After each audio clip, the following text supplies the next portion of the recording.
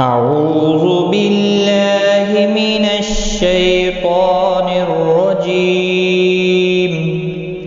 بسم الله الرحمن الرحيم. قل أعوذ برب الناس ملك الناس إله الناس من شر الوسواس الخناس الذي يوسوس في صدور الناس من الجنة والناس.